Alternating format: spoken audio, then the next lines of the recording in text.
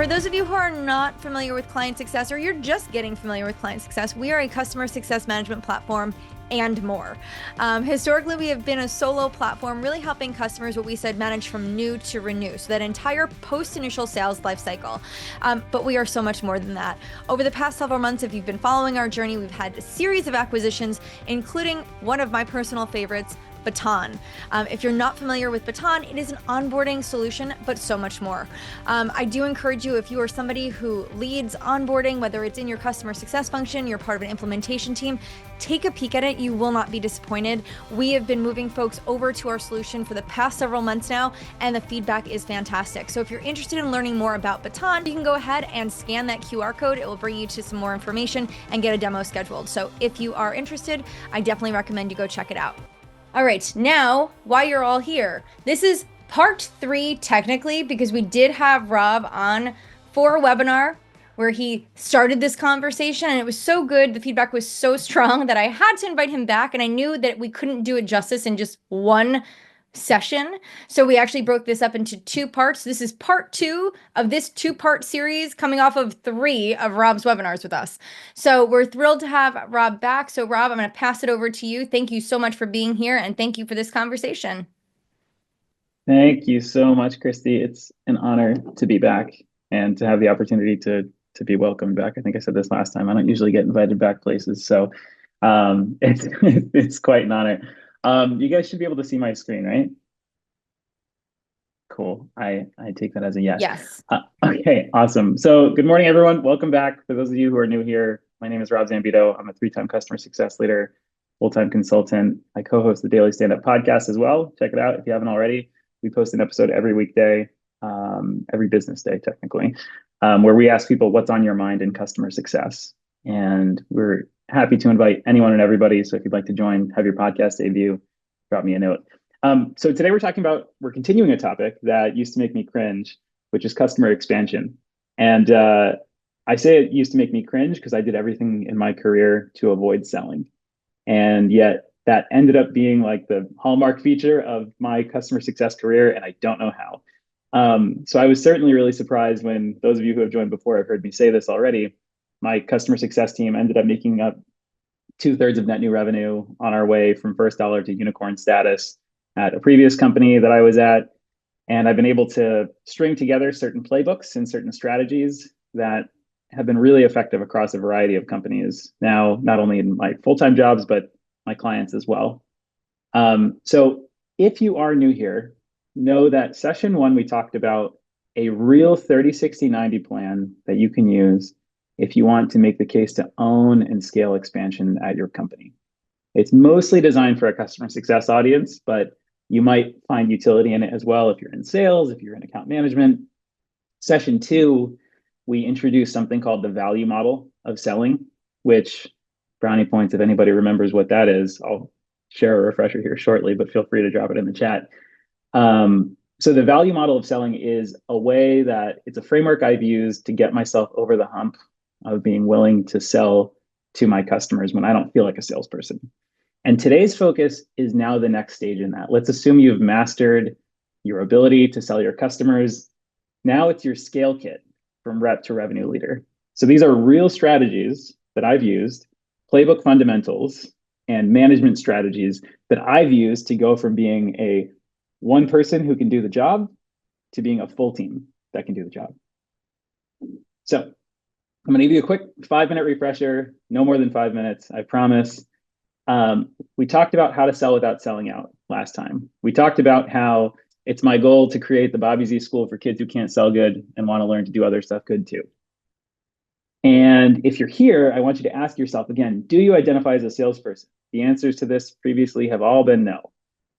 Do you want and need to refine your sales skills? The answers have been ubiquitously yes.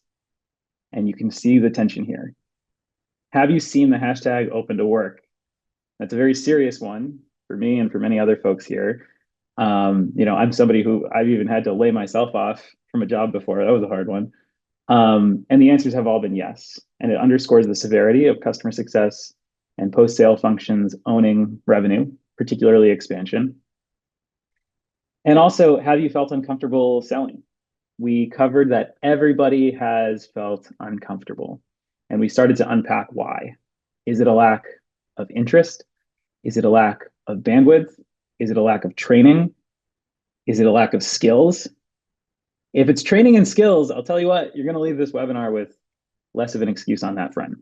Because some quick background on me, I have worked on these motions across now about 26 companies, 10 years in customer success, 3 customer success teams, one of which became a unicorn that I started from scratch, where customer success made up 2/3 of net new revenues. I've got a library of 90 plus templates in our template library, a podcast with now over 250 episodes, as I said, where we talk about a lot of post-sale functions, including but not limited to expansion.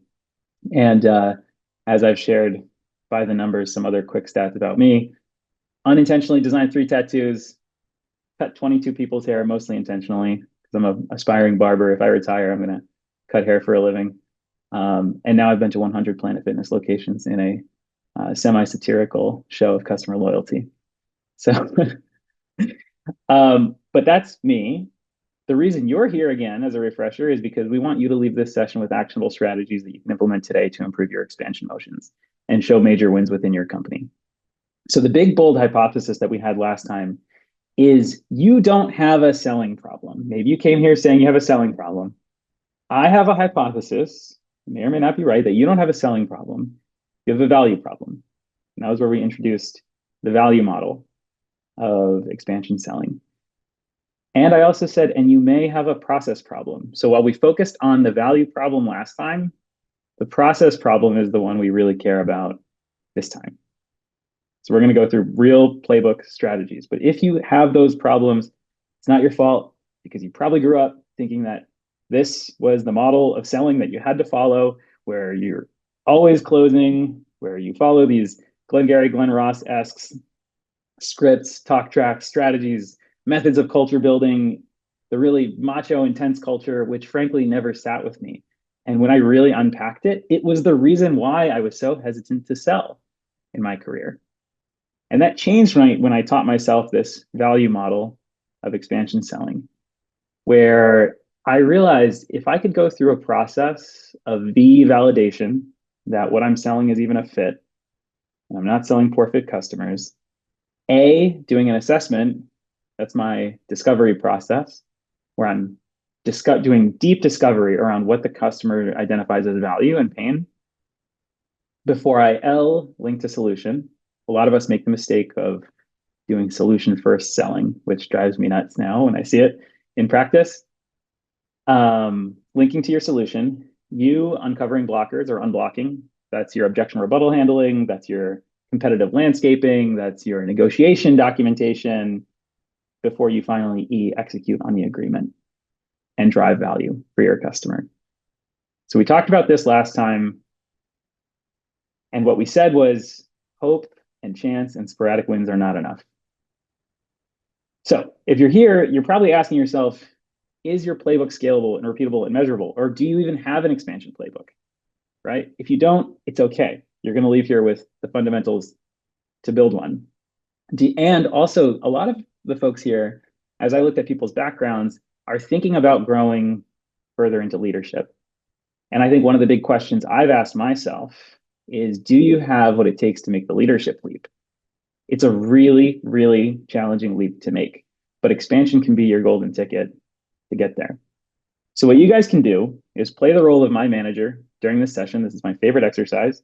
And I want you to critique what I've done, my before and after of my different strategies and playbooks that I've used in the past. Critique them, throw them in the chat. Tell me what I did wrong. Tell me what you would do differently as we go through the overall anatomy of a playbook. So let's break down just briefly what even is a playbook. What are the fundamental parts of a playbook? So again, feel free to chime in the chat what you think goes into a playbook. The fundamentals in my mind, well, we talked about some of them. We talked about journey stages, products and pricing. You've got to know what you're selling, of course. Competitive landscape documentation, we touched on that very briefly, but obviously that's bespoke to the given product that you're selling. And where we really focused last time was on steps and talk tracks. So today I want to talk about other elements that will make your playbook lights out. Expansion triggers, right? How do you know your customers are ready to expand? I think about expansion triggers. I think about when I was a waiter at a diner and I noticed a table could be like looking at me as the waiter, like, where's our waiter? Why haven't we gotten our food yet? That could have been an expansion trigger, right? Sales methodologies, success metrics and dashboards, enablement strategies. This is where a lot of our focus is going to be today, because I'm assuming that if you've been part of our last webinars, that you're ready to now start thinking about how do you build a whole team and function, a scalable, repeatable, measurable function around around your expansion motion. And finally, customer journey remapping. If there's time at the end, we'll touch briefly on ownership models, but that's the oldest debate in the book around who should own sales, customer success, or sorry, who should own expansion, customer success or sales. So if there's time, we can touch on it. But frankly, I'm a little bored by that debate. So, so let's talk about expansion triggers. Triggers sound complex, but actually they can be quite simple. The before state, and again, critique me as my manager. Give me at the very least, just type boo into the chat to tell me that I'm doing this wrong.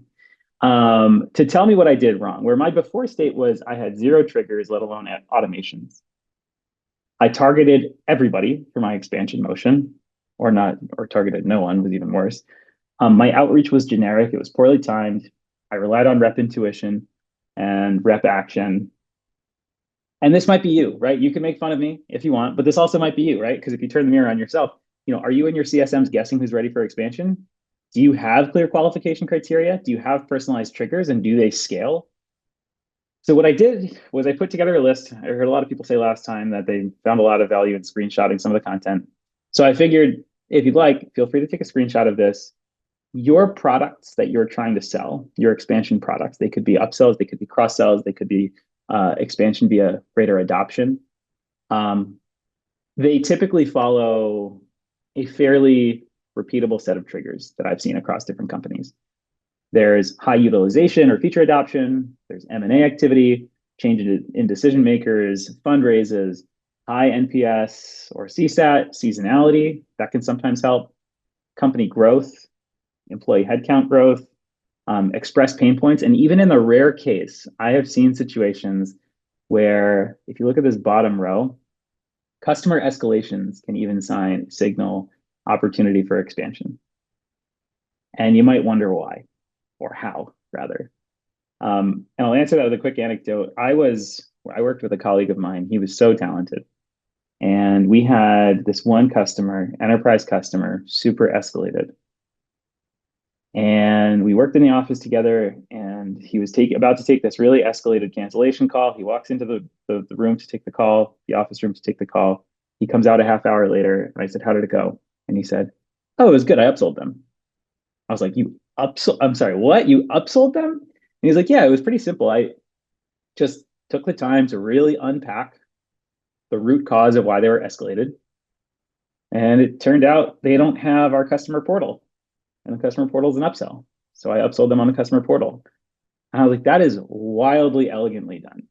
Because I don't know that I would have done that myself. I don't know that I would have been smart enough to get deep into the root cause of why the customer was escalated, so that I could then leverage that risk into an opportunity.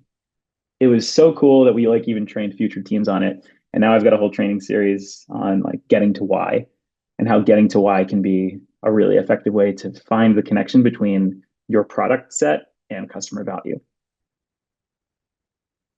So my after state, after years of working on this, was way better, because my playbook included things like timely, high quality triggers. My best signal triggers were also prioritized over others. So I ran correlative analyses between what made customers expand and what didn't. So there were some false signals within our customer base. Tailored personalized outreach, automated outreach, and alerts. That was when things got really cool. And by the way, if you want to geek out about digital customer success, got a ton of interest in that domain as well. So I have a couple CTAs for you, some calls to action for you, right? Because you can't leave here without a little bit of homework. If you don't have it already, draft a list or redraft a list of triggers that you think signal expansion. And it's okay to be wrong. They're just hypotheses. And validate the accuracy over time by seeing which ones convert to actual expansion. Operationalize them within your CSP if you have one. If you don't have one, hey, I know a person or two on this call who probably could speak to that. And set a reminder now to review weekly whether they're actually working or not. Just for the early stages. I think regular reviews are really good in the early stages. And then evaluate your tech stack for opportunities to alert and automate, because then you can achieve true scale. So I want to talk a little bit too about sales methodologies, because frankly, I used to be almost, I don't want to say this like arrogant, but I think I was like naively skeptical of these sales methodologies. So my before state was, I was like, what even is a sales methodology? These acronyms are silly. Like some of you have probably heard of like MEDIC, MEDPIC, MEDICT. And I was like, come on, guys, this is a stretch here.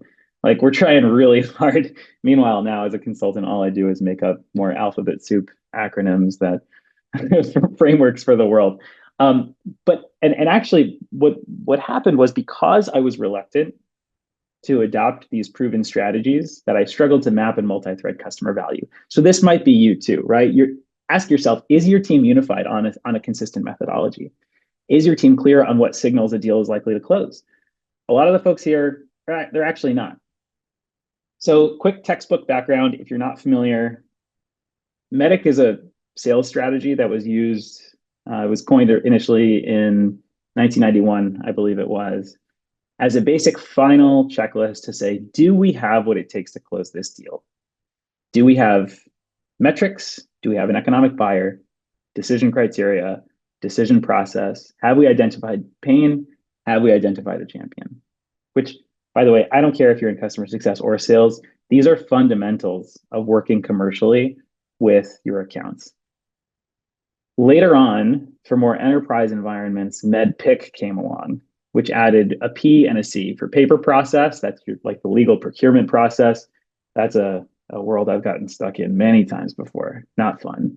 And competition, because it's hard to sell anything that's of significant enterprise value without expecting a proper process that your prospect or client is going to go through to evaluate you against the competition. I mean, I even see this now as a consultant, right?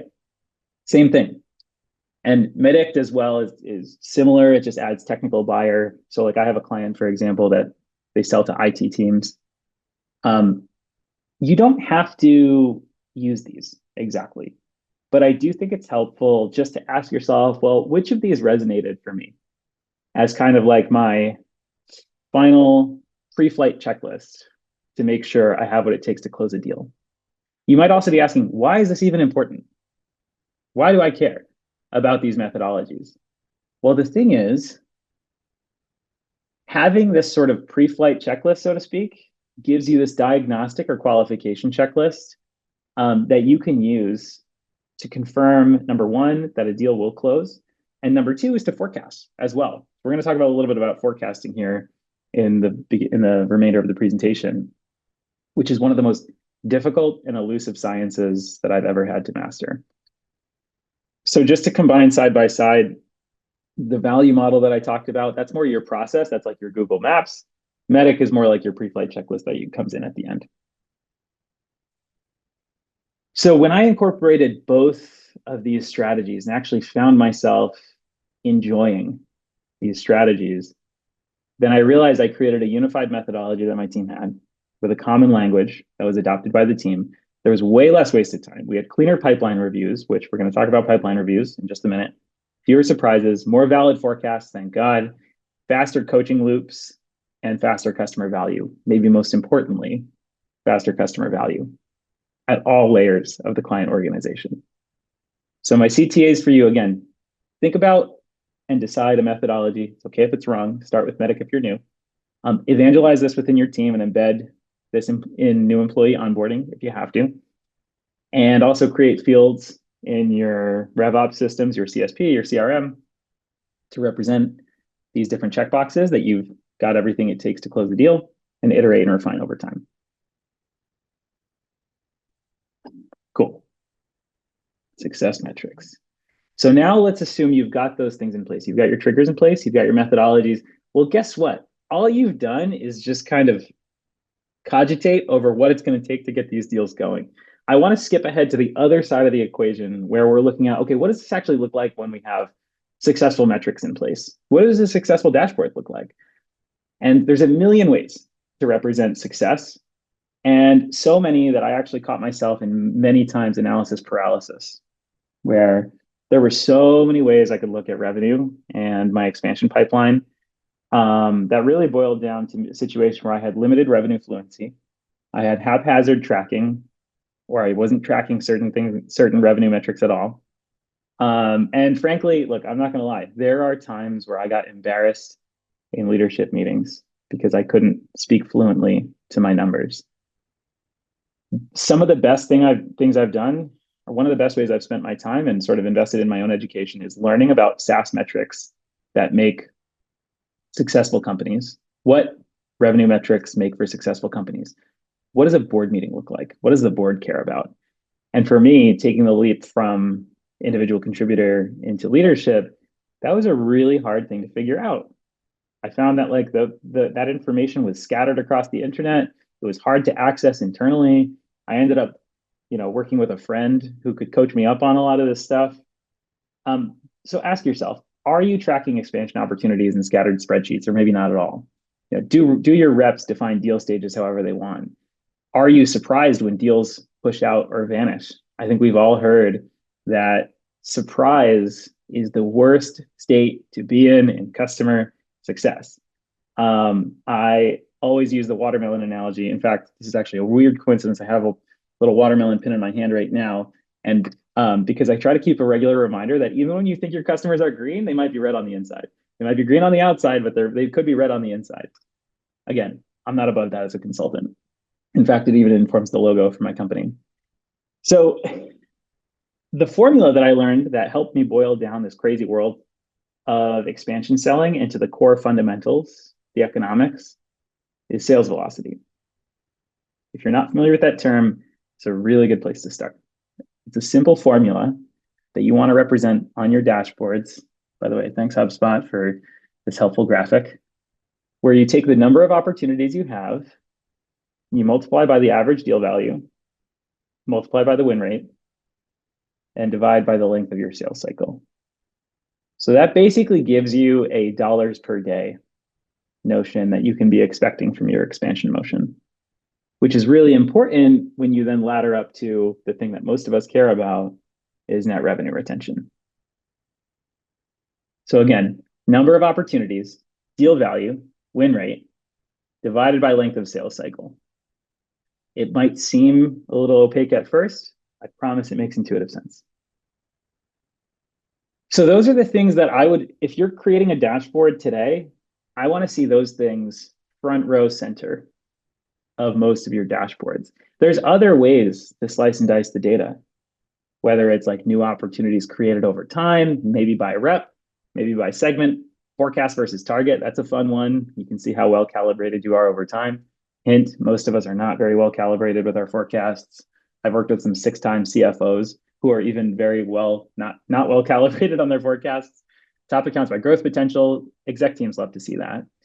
Product utilization, health scores. And I want to mention, by the way, your classic health score that you're using for your customer churn is probably not the same one.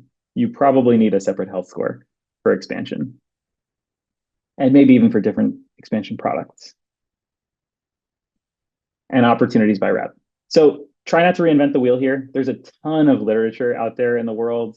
Like all I did was just a Google image search of like expansion dashboard, and I got this, and I was like, oh, there's some good stuff here. There's a ton of material out there on what makes for a good expansion dashboard. So don't try to reinvent the wheel. So your after state, if you can get the right dashboards in place, and again, we talked about triggers, we talked about sales methodologies. Now we skipped ahead to dashboards. You can live in a world where you have one clean dashboard of clear metrics with trend analyses over time. Those are nice. Segmented by motion and by customer cohort and by rep, by the way. You can spot risks mid-quarter, so you don't deal with your watermelon customers. You can share expectations team-wide, which is really nice. And your metrics can ladder all the way up to big company goals that your company can take into the next fundraise. or whatever milestone. Could be a big announcement that your company is doing, a merger, acquisition, whatever. Some CTAs for you. So for a moment, just audit what you're tracking today. What is noise? What's signal? This is a routine practice I recommend of all CS leaders. Also, work on incorporating different segment, cohort, and trend analyses. Try to align on 5 to 8 must-have dashboard components. I know I said there's a lot out here, but if you can boil it down to sub 5, that's going to be better. Like, it's kind of a quality over quantity situation in my experience. And try to review these dashboards weekly, not quarterly. In fact, one challenge I'll mention to you when it comes to reporting up, I used to put myself up to the challenge of making sure that I report weekly to my executive team, submit a weekly report on who was going to close. And that was really challenging, but a great challenge. So we're going to skip ahead now to, oops, I'm sorry, I just accidentally stopped my screen share because I was trying to look at the chat. Okay, I think we're back. Cool. All right, pipeline reviews. So a lot of you who are here, you may have never done these before. You may have never managed people before. So I want you to forecast ahead, vision cast for your future. My previous state, I didn't know what a pipeline review was. When I had them, reps talk through deals without structure. I had no idea what was real and what was fluff. And we would use these like commit likely best frameworks that were just like really, really subjective. So ask yourself, do you have pipeline reviews? Do you need them? Are you surprised ever? Are you spending more time prodding your team than coaching them? And so I learned a bunch of different tips for effective pipeline reviews. Again, feel free to screenshot this because I don't need to go into all of them for you to get the point here. But I like to start one-on-one before I evolve to team reviews and standardize the format team-wide. I think it's very valuable to go deeper on fewer deals than to go surface level across the entire pipeline. That's controversial with some sales leaders that I've worked with. I like to track forecast accuracy over time. We talked about that. And I like to master my coaching questions. So look, you're not going to have successful customers if you don't have successful employees. And I found that my job was to be a CSM to my CSMs. I had to be doing the things that make my CSM successful if I was going to be a good manager. So I learned to ask questions, not just the basic, like what's stopping someone from signing tomorrow, but also like, I want to think about this critically. If we were to lose this deal today, what would the reason be? Who's the person that would kill this deal? What's the customer's timeline and why now, right? I know they seem eager and excited, but what's their timeline and why now? How would they justify a purchase to their own CFO? These are some really good, interesting questions that enabled me to go from rep to leader. So when I was a leader, then my pipeline reviews were weekly. They were structured. They were focused on expansion. Every deal was reviewed using the same frameworks, by the way, which then led into good forecasting, which we're going to come back to. And I spent more of my time coaching the team. My CTAs for you here, establish a weekly pipeline review if you haven't. Use that shared checklist, like I said, something like MEDDIC and shared stages, and track forecasts versus actual outcomes. Because if you can do that, it sets you up for further enablement when you really scale into leadership. So my leadership, look, I used to be not the best leader. I mean, the beginning of my leadership career, I was 23 years old, leading a team of 23 people in a restaurant. And let me tell you something, feedback and coaching in the restaurant world, for those who have worked in it, it's nasty, it's brutish, it's short, it's Gordon Ramsay, basically. This what are you, an idiot sandwich? I mean, I learned feedback from like people like my business partner, who I love this guy to death. But basically, I remember I made this dish. I was about to send it. He was like, "What is that?" And I was like, "It's a Mediterranean salad." He's like, "That's not the Mediterranean salad." I was like, "What's wrong with it?" He's like, "If you can't see what's wrong with it, I can't help you." I was like, "Oh my goodness, this is not helpful feedback." And that didn't work when I moved into SaaS, because guess what? Somebody submitted one of my reps had a support ticket he was about to send. He was like, "Does this look good, this response?" And I was like, "No, it's not good enough." He was like, "Why not?" I was like, "If you can't see it, I can't help you." And I was like, "Oh, who have I become?" So look, a lot of us have grown up, not just in the restaurant world, but like actually most of us have grown up within arm's reach of a sales team where we've seen this like really kind of toxic macho culture develop around any selling motion. And this is my opportunity to tell you, like, check your biases about what makes for an effective sales motion. Because a lot of times it's not this silly Glengarry Glen Ross macho culture. If you want to actually evolve into leadership, frankly, I've learned more about leadership from Ted Lasso than I have from movies like Glengarry Glen Ross. One of the examples of that, when it came to coaching reps, was really effective. And you can use this not just in an expansion setting, but you can use it in any setting where you're giving feedback. I said to myself, we can't grow a big company without growing big people. I know it sounds a little cheesy, but I said it all the time. We can't grow a big company without growing big people. And I learned this method called the cubic method, QBIQ, question, behavior, impact, question. So it's a strategy to give feedback. And what it sounds like is first you open the door to make sure someone's even in the headspace to receive feedback. Do you mind if I share some feedback? Can I give some input? Even just a simple, got a sec? That sort of gets their permission. And you might remember from our last conversation, I said in the value model of expansion selling, a lot of times I like to use a permission-based approach to get the customer's permission to even entertain a conversation around expansion. I don't want to just stuff a product in their face. That then allows you to objectively point out the behavior. For example, I noticed you didn't update the close date you set on this expansion opportunity, and now it's in the past. The impact this has is it disturbs our forecast, it weakens our credibility with execs, makes me look bad, the deal is probably at risk. Land with a question. What can we do to make sure we're aligned on timelines next time? Or what can we do to prevent this moving forward? Or what do you think about that? Or can you help me out with that? Just end with a question. So again, question, behavior, impact, question works like a charm. It works across the board with different departments, different settings, even outside of work. I've used this strategy with relatives around the Thanksgiving dinner table at times. And basically what mastering techniques like that helped me do is set a clear bar around what qualified expansion opportunities and successful reps looked like with effective methodologies like the cubic method. That's one of many that I'd be happy to continue the conversation about with people if you want further leadership training. And my reviews turned into coaching. So the other enablement strategy that threw me for a loop early on was this dreaded world of compensation. It felt very uncomfortable to me to be doing anything that touched the income of my own people on my team. And if you're in that position, you're not alone. You might also be in the position where you've never built a comp plan before, and that's okay too. But it can be your most effective your most effective enablement strategy. When I started, everyone had the same discretionary comp plan, regardless of their role or motion. We eventually overcomplicated it, and then no one knew how it worked. That was a disaster in the other direction. And then eventually we also over-indexed on the wrong numbers. We focused on tasks and not outcomes. Tasks and not outcomes. So ask yourself, is that the way your comp plan works today?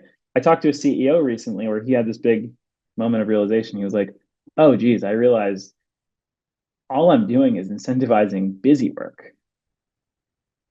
So ask yourself, are you measurably driving the right behaviors? Do reps know how they're paid? Are you answering comp questions at the end of the quarter? People chasing activity metrics just to check boxes? Are top performers a flight risk? That's a big concern. One of the worst ways to ruin my day. I did want to mention there's a whole variety of comp levers you can pull that can be pretty exciting and interesting to motivate your team. There's everything and by the way, my background is in behavioral economics and consumer psychology. So I've studied this for the better part of the last 15 years. What it often boils down to is there are spiffs. Those are like one-off short-term incentives tied to a specific action or goal. There are bonuses, which are one-time rewards for hitting a milestone or event-based goal. There's also full-on variable comp. And a lot of the early stage companies in the room, you might be in the state where you probably want to start with something like a spiff structure before you scale out into a variable structure, which some of the later stage companies are at. Now, the variable structures can range anywhere from, the canonical CSM comp is like 20% variable, but I've actually seen certain commercial CSM or account manager roles where it's like 50% variable. There's a ton of comp tips that I want to share, and I'm only going to have time to just mention a few. which are that, look, make sure you're incentivizing the right value-based behaviors. Again, tie back to customer value. Use spiffs early. I like to experiment with them just to see what actually motivates the team. Take the complicated out of comp as well. Like if it requires your team to pull up a spreadsheet, the ideal comp plan motivates the right behaviors in the right moment when your rep is on the field, doing the work, live on a call. And if a rep has to pull up a spreadsheet to know how they're getting compensated, you're probably not enabling them correctly. And modify over time. So my after state was way better. And I'll skip over the details, but my CTAs, my calls to action for you, audit whether your comp plan actually does this, motivates the right behaviors, and rewrite your comp plans in plain English if you have to, or whatever language you speak. Build in quick win spiff, like build in a quick win spiff this quarter. A lot of times, a lot of companies will do this for referrals, for example. And schedule a mid-quarter comp pulse check with your reps to make sure your team is actually motivated. Because guess what? This then leads into this whole domain of hiring and onboarding new members of your team. You're not going to likely get the best talent if you don't have the right team enablement strategies. And we talked about, again, recap, we talked about pipeline reviews, we talked about giving feedback, we talked about comp planning. When you start to think about hiring and onboarding, you're asking yourself, well, how do I scale this team with the right fundamentals? I had a CEO say to me once, we just raise a lot of money. We can afford to grow. We can't afford to grow incorrectly. And that stuck with me. So it goes beyond this whole like sell me this pen exercise that I think we all talked about and we've all heard about in interviews, which I think is a valid strategy, but it's not enough. You can't just go into all your interviews asking people to sell you a pen. What I used to do, the big mistakes on my part, again, roast me in the chat, please. I'm here for it. I over-indexed on relationship building and other biased traits that I didn't even realize I had. I prioritized product knowledge and industry knowledge over commercial instincts. I came to learn that actually like the best people we hired were the people with commercial instincts, not the people with product and industry knowledge, which was interesting. I didn't really know what great looked like, and I just hoped reps could sort of figure it out without a process. So again, this might be you. Maybe you haven't validated your reps can actually close. A big question I had to ask myself at one point is like, am I actually comfortable saddling my reps with a massive quota that makes up maybe half of their OTE? Tough question. Oh, by the way, I should mention this one. Are you recycling old job descriptions with vague responsibilities and or just seeing job descriptions that are just clearly spit out by some HR person using ChatGPT? Because that is a difficult state of the world that we're in. But if you're interviewing, you're probably past that phase. There's several interview questions I found can really help you select for people who are good at expansion motions. It can be everything from, I mean, the way that I used to start every interview, of which I've done probably maybe 1,000, no exaggeration. The way that I would start every interview is, you've probably had the chance to research our company. In a nutshell, how would you best articulate what we do as a company? And the best people would give me a really clear, well-researched elevator pitch of what we do. And what that tested was the ability for them to, whether A, they researched, and B, whether they could succinctly summarize a very complex topic that was otherwise foreign to them in a nutshell. The ELI 5 interview question. So I found that to be a very effective way to get the conversations going.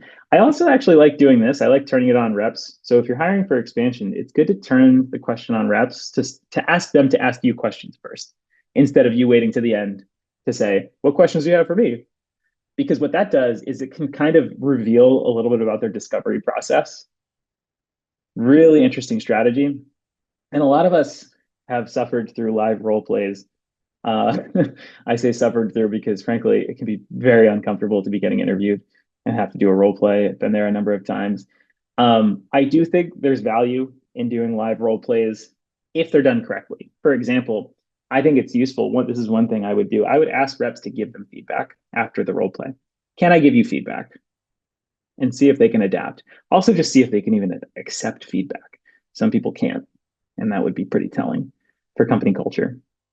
And then ask them for feedback on the process too. But the biggest thing I ever learned is like, look, if it's not a hell yes, it's a no. And I had to part ways with many really good aspiring folks because frankly, they just didn't get to the hell yes point. And last thing, this is a real picture of some chicken I cooked yesterday, by the way, don't sleep on it. If you're adding to your team, don't just optimize for what you already have, optimize for what you don't yet have. Have a really keen awareness of what you don't yet have. And the reason I'm showing you this picture is because yesterday I was cooking this chicken, came out great. And what I realized is this chicken is the manifestation of me just several times over saying, what if I put this in? What if I put that in? What if I put in some fish sauce and some cinnamon and some garlic and some basil and some gochujang and some mustard? And it came out so good. Screenshot this if you're going to screenshot anything else. Like I said, I've spent much time in the restaurant world, so you can trust my opinion.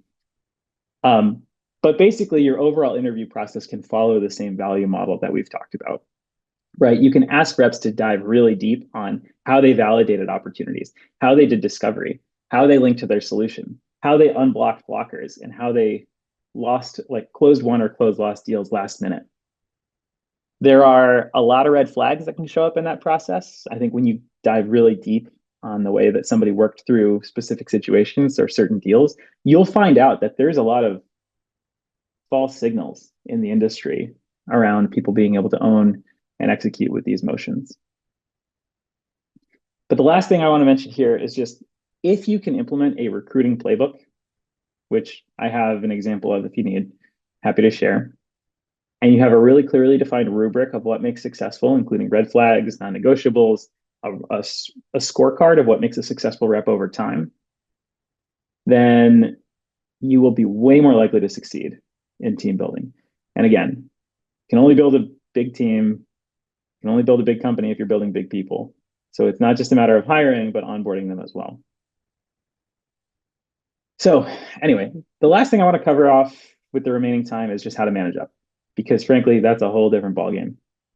And frankly, like I said, I used to embarrass myself in my executive meetings. It felt like I was just, walking on stage and getting tomatoes thrown at me every time. I would get trapped in story time about why deals failed. I was forecasting off of gut and got called out for that. Not that my executive team could do it any better, by the way, no shade. But, and I would show up with anecdotes instead of numbers. That might be you.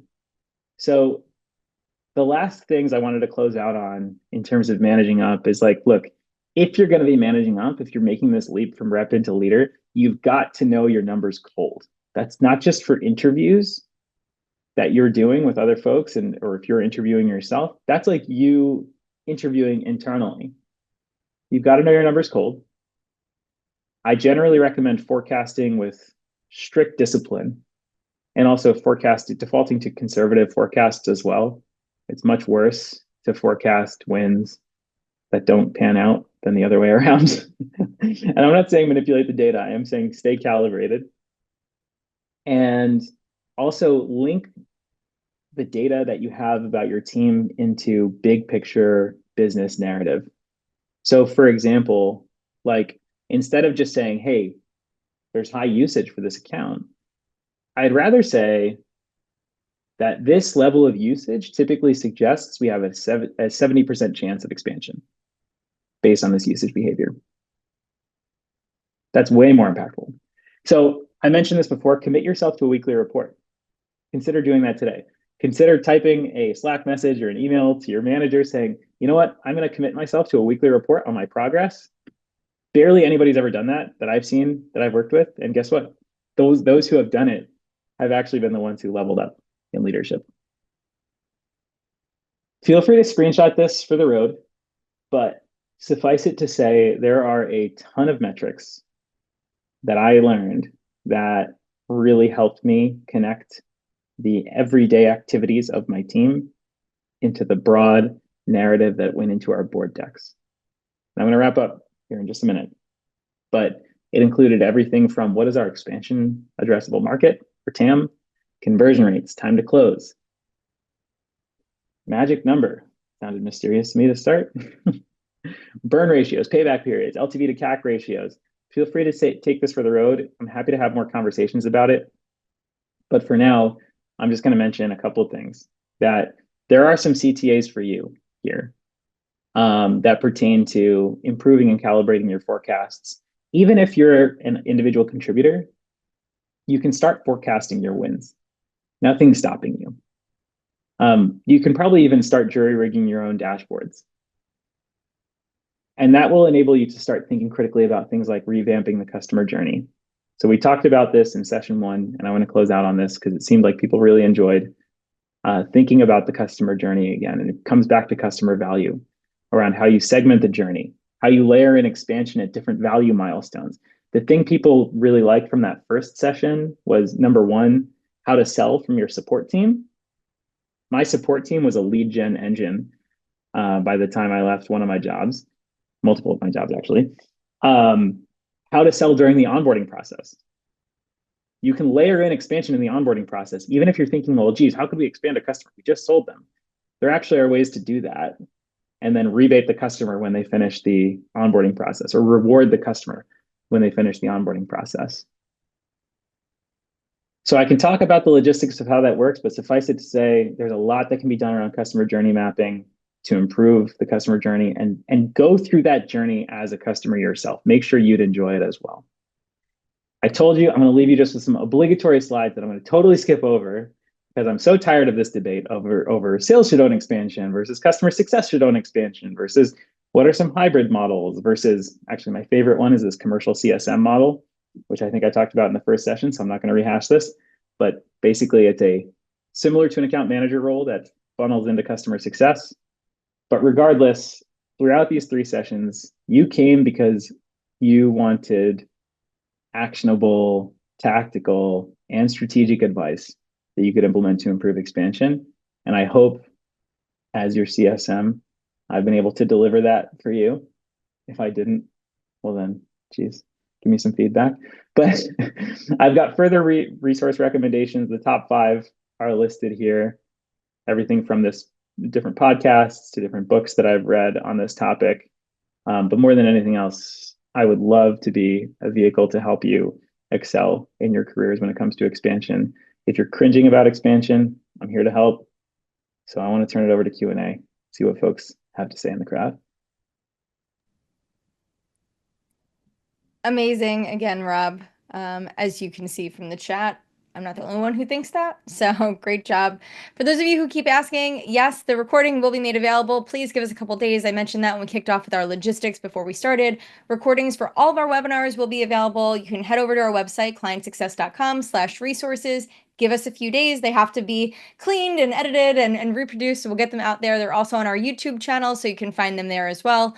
If you do have questions, please drop them in. We're going to get to them now. Again, upvote anything because I'm going to go in order of the ones that have the most upvotes. So we'll get started. Again, we have 6 minutes. Let's see what we can do. This is like a speed round. Rob, you ready? I'm ready for it. Okay. Do you offer any type of new CS leadership boot camps? I can, yes. I mean, so technically my programs are, there's 3 different tiers. There's fractional leadership, there's our core 6-month consultant program, and then there's an advisor program. So that would fit in the advisor program. So yes. Okay, very good. Thoughts on a trial versus paid access for an upsell? My team has typically gone through the route of a trial to demonstrate and show value before asking them to commit. However, the close rate post-trial hasn't always been promising. Yeah, no, that's a good, you're keying in on the right thing, is the close rate post-trial. That's one of the most important metrics to determine. I also would look at how costly it is to manage that trial, and ask yourself, why are the trials not converting, right? Because there's different levers you can pull, whether to invest more in trials to push through conversions, or whether to pull back to then let customers sort of self-serve, and does your product even support that? So my general rule of thumb is look at the conversion rate. And most of the time it's not good enough to justify a trial. Most of the products that we in this webinar are selling, they're too complex to justify a free trial where the customer is likely to stumble and fail and falter. So I usually recommend against it by default, but there are exceptions. Maybe we have an agree to disagree on that, Rob. Hey, Another that's fine. I webinar. love Maybe it. you and I can do a little debate. It'd be fun. Okay. Debate. All That'd be right. fun. All right. Next question up. If you are at a startup or a small tech company that's still figuring the CS process out and they aren't net positive yet, what's one or two pieces of advice you have for CSM on a team that's still building out? Good question. It's a broad question, right? So let me think. If you're a CSM at a startup and you're still figuring out CS processes, what I would probably do is let me do this. I want to drop you a note. I'll share my standard grid of how I break down a 30, 60, 90 plan of getting started. And basically what we do is we take all different customer journey segments. So customer onboarding, customer support, customer health, churn, renewals, expansion, advocacy. We take all of those and we create a grid where if those are the rows, the columns are customer ops. So what does the customer journey look like? People ops. Do we have the right people in the right seats with the right trainings and the right accountability charts? And rev ops. Do we have the right automations and data structures in place to support scaling this motion? It's kind of my 0 to 1 template framework that I mentioned we use during our standard consulting engagements. I had to mute myself. My dog is being very chatty. Oh, that's Okay. fine. Another question. Any advice for partnering with sales when your team handles renewals, but the AE handles expansions, but your team creates the growth for it? It's one of my favorite and least favorite topics. So I think first of all, one of the things I learned is having a really good feedback loop between teams is the most essential. So mastering that cubic method that I talked about can be really helpful. Because usually what happens is we don't assume the best intent of our counterparts in sales, and our sales counterparts don't assume the best intent of us in customer success. Meanwhile, product is out there thinking that no one's doing it right, and they're angry at everybody for promising on things that they can't deliver on. So the long and short of it is it's really important to not step on each other's toes. And one of the exercises we do at Success Scaled Consulting at my company is we build really scalable RACI charts. If you haven't done a RACI chart, it's just basically an accountability chart of who's responsible for what at what point in the customer journey so that you can scale without stepping on each other's toes. I would probably question that ownership model because I'm a little bit of a homer, but I kind of believe that customer success should typically own expansion through that commercial CSM motion that I mentioned, which definitely helps reduce the friction between departments. But I also understand that's a loaded statement. So willing to work within whatever org structures we've got going on already. All right. I think this might be our last question. What approach would you take to drive expansion initiatives within a scaled customer experience framework? Good question. So scaled frameworks are way more fun. I mean, no, I don't want to say more fun, but they're fun in their own right because a lot of times the scaled motions, they rely very heavily on digital and product-led motions. So that's where we start looking at scaled motions like how can you leverage email marketing, content marketing, webinars, um, in-app products, product notifications, even learning management systems can be really effective. There's a couple people I want to shout out here who I've worked on different programming with that are really, really smart, amazing people. One is my friend Alex Turkovich, who hosts the Digital Customer Success podcast. And then another is Holly Goodliff. I've worked with both of them, partnered on certain accounts to bring these motions to life. So if you want to work on anything like that, drop me a note. I'm more than happy to help. Very good, Rob. Well, I think that's time. I see there's a couple more questions coming in, guys, but we are at time. So unfortunately, we can't answer them live here, but you can follow up with Rob directly, and I'm sure he'll be more than happy to answer your questions for you. So just want to wrap today by Rob, thanking you so much for joining us, not once, not twice, but 3 times to share your wisdom with our group. So thank you so much for all of that. For those of you, again, all the recordings will be made available. So if you missed part 1, part 2, or this, because you had to leave or you're leaving or you just want to rewatch it because it was so darn good, it will be available. So just give me a couple days. We'll get that up and out. And then we will be rolling out our CS Leadership Bootcamp series, which will be a 4-part series hosted by myself in the coming week, we'll be promoting that, and that will start for the entire month of June. So keep an eye out for that. If anyone has any questions for Rob, please feel free to reach out to him on LinkedIn. He did provide his email address, so hopefully you captured that also. But I'm sure he's happy to continue the conversation with you also. Rob, again, thank you so much from me and everyone at Client Success. We really appreciate your expertise. My pleasure. Thank you so much. I appreciate it. All right. Thanks, everyone. We'll talk to you soon. Enjoy the rest of your week. See ya.